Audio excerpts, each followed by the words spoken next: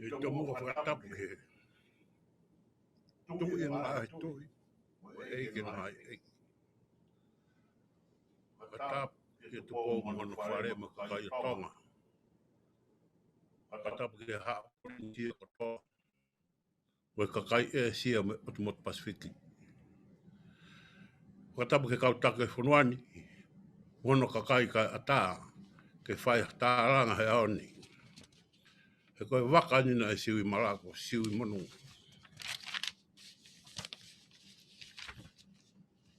Maro mo ulelei. My name is Simi Poteki, born Simeone now Malofo, 1951. Son of Tonga Poteki Malofo from Koloa, Wawao, of Fijian and Tongan heritage. And my mother is Maria Melo Ata, Ana Tam Tam Toki from Tuanuku, Wawao. I immigrated to the US when I was 22 years old in 1974 without a high school diploma. I am a proud father of 2 sons, a daughter, raised and loved 2 others with 18 grandchildren and 2 grandkids. I am trilingual. English is my 3rd language. And I speak Tongan and Fijian. Before I go on any further, I want to recognize all the panelists that with us in these last 3 days. It was my humblest respect and gratitude, also an honor to be with you all on the same stage today. Special thanks to Asian Pacific Islander, Bill Amada, Ben Raju, Paul Chang, and Mighty Paul Tuiwai for supporting us. I started out in America washing dishes for $1.50 an hour in San Francisco. I worked in a fiberglass factory here in Utah and on the docks in Portland, Oregon, in a paint factory in Oakland, California, and back in Utah, working on iron factory, trying to help my family back in the island.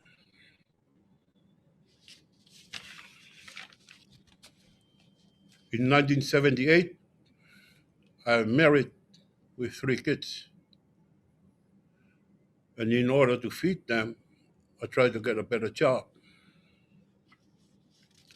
So I was hired on as an on-the-job training program for the Salt Lake County Sheriff's Department for 1 year, earning $3.50 an hour.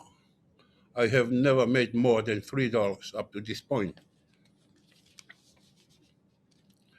In 1979, my family is growing, so is our need. So I put myself through trucking school to get my CDL license, so I can drive for a warehouse to make $4 an hour. And in 1982, while still working for the warehouse, UTA hired me as a bus operator for $5 an hour, and that was a plus. Well, I was awarded Employee of the Year 3 times, awarded 2 million mile safety driving. I had the award for not missing work for 5 years, and no complaint against me for that 5 years. 2 times. UTA afforded me and my wife and children food, clothes, roof over our head, and health insurance, and put them through high school.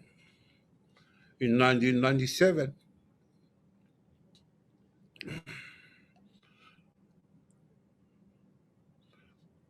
when my kids went through high school, that's the very thing that I did not achieve when I was a kid.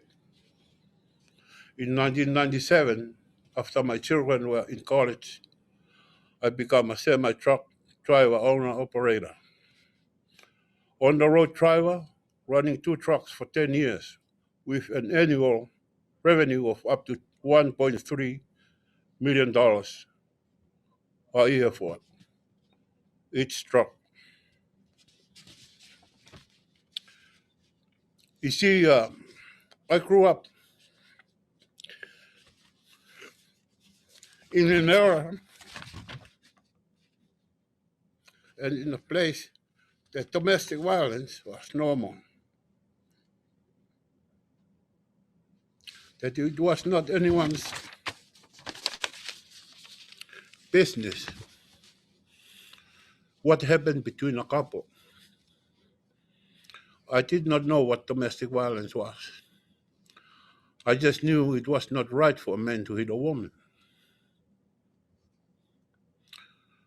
The next earlier chapter in my life is very difficult for me.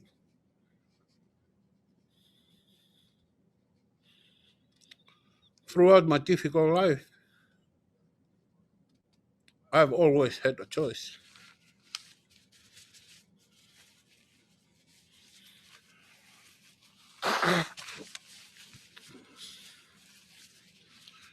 And I'm going to say what I'm going to say because it is what it is. The first memory I have that created this value was when I was 8 years old. And I saw my dad hit my 2 older sisters on demand from my mother.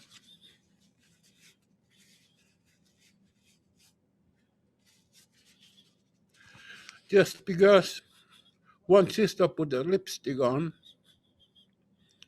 and the younger one never told on her. One sister was crying out loud, and one sister didn't make a sound, but cried silently. I also saw the tears in my father's eyes as he was hitting his own daughters, in which I don't even understand why. The neighbor was looking on, but did not help.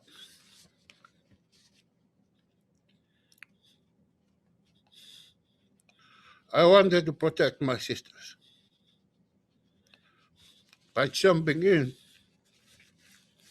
and biting my dad in the legs. It didn't help. So I did the best I knew to run to my uncle and tell him to come and help my sisters. That was the day I moved and lived with my uncle.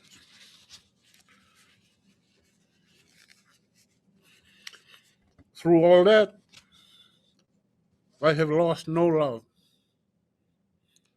for my parents. I still love them, and I still do. The second memory I have that supported the value I had created for myself was when I was 16. I had come home from boarding school for a break, school break. And my brother, which is my first cousin, was yelling at his wife, and he slapped her once. The second slap, with my newfound independence, I jumped in between, and my brother knocked me out cold. I went to the hospital, and I was down healing for weeks. And every time I'm up in the morning, my brother is there, crying with me, telling me I shouldn't have done that. It was not my business. I still didn't understand that concept.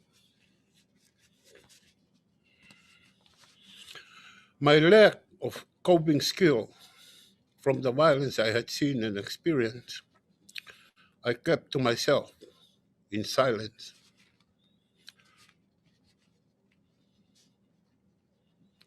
But it manifested in my own journey of hate, criminal activities, and violence on everything around me, but never directly on women and children.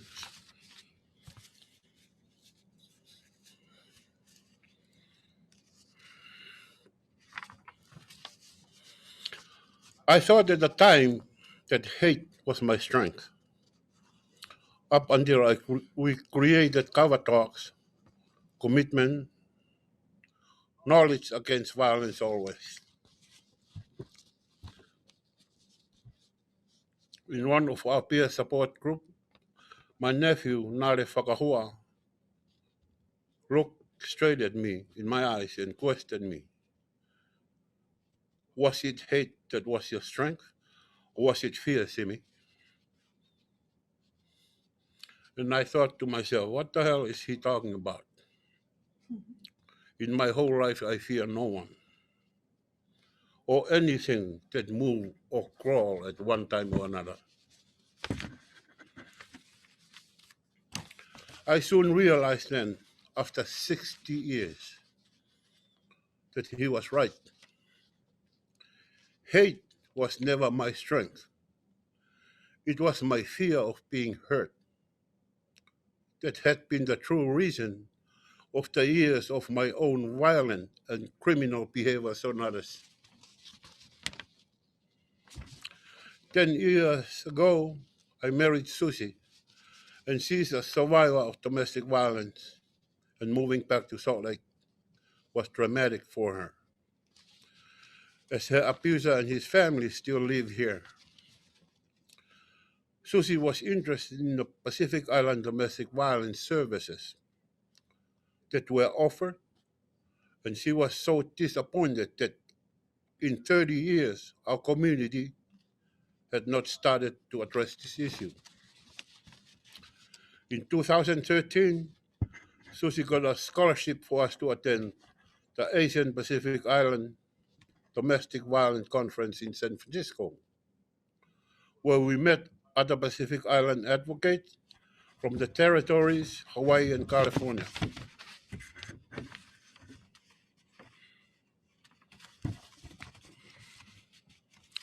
I attended a workshop taught by the director, Chick Darby, where I learned and understood the definition of domestic violence. And it was clear to me women can do anything, everything, and why domestic violence was still an issue was that men had to be part of the solution, and I wanted to be a part of that solution. I returned to our hotel room and shared with Susie what I wanted to do, and she was shocked. And we had a long conversation on the commitment it takes to do the community building and how I thought we could do this. Susie was excited and supportive. When we returned we got to work. My job was to find other men, if there were any, felt the same way I did. And Susie got to work looking for partners. After many invitations to attend, 7 Tongan men completed the Utah Domestic Violence Coalition advocacy training.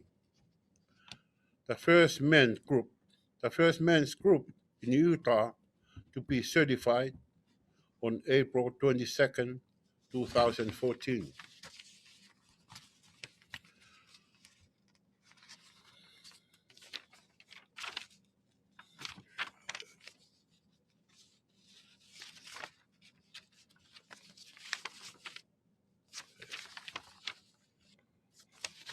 I messed this up.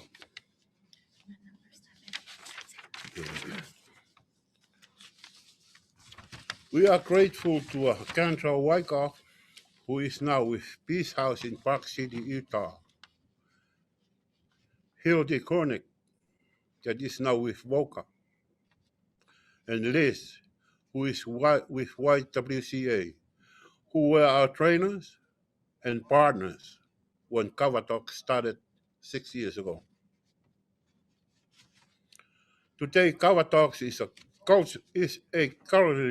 culturally relevant online talk story peer support group for Pacific Island men and all men to have safe space to experience, discusses community issues of violence, addiction, mental health, a place to support each other through challenges, gain tools, education, resources, and friendship, case management, as violence is in all culture, all over the world, and it has impacted our lives. Thank you so much for this opportunity to share the motivation, history, and value of Cover Talks. Knowledge against violence always. Ni sambola, bola, polowinak.